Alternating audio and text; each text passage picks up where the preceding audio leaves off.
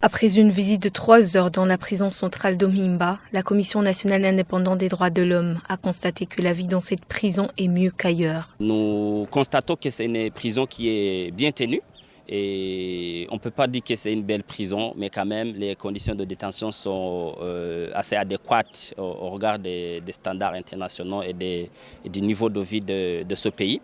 Et nous avons apprécié aussi la façon, n'est-ce pas, dont les autorités traitent les prisonniers. Et l'une des choses qui nous a marqué, c'est qu'à notre arrivée, effectivement, le responsable de la prison était en train de vérifier, si vous voulez, les dossiers de certains prisonniers particuliers qui sont dans une situation de détention prolongée sans que leur dossier ait pu, n'est-ce pas, être traité au niveau judiciaire. Et nous avons aussi constaté que même au niveau des services sociaux, que ce soit au niveau de l'alimentation, que ce soit au niveau du logement, que ce soit au niveau de l'hygiène, n'est-ce pas, que c'est une prison qui est bien entretenue.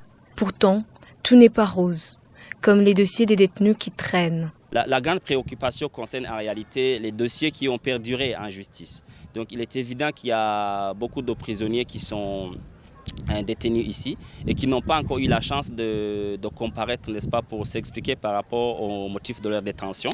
Et l'autre préoccupation qui va dans le même sens concerne les prisonniers qui, par exemple, ont déjà comparu et ont eu l'occasion de plaider leur cause, mais qui n'ont pas encore reçu le jugement afin qu'ils sachent s'ils sont condamnés ou bien s'ils sont libérés. Il y a aussi quelques cas de prisonniers qui ont par exemple déjà bénéficié de mesures de libération comme la liberté provisoire, mais qui malheureusement n'ont pas encore reçu de mandat du parquet, n'est-ce pas, leur permettant de sortir effectivement de la prison.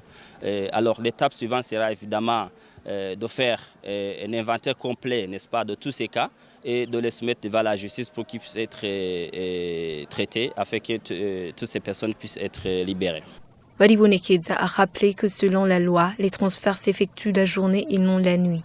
Les journalistes venus couvrir cette visite n'ont pas eu l'autorisation d'entrer dans les enceintes de la prison centrale de Bujumbura.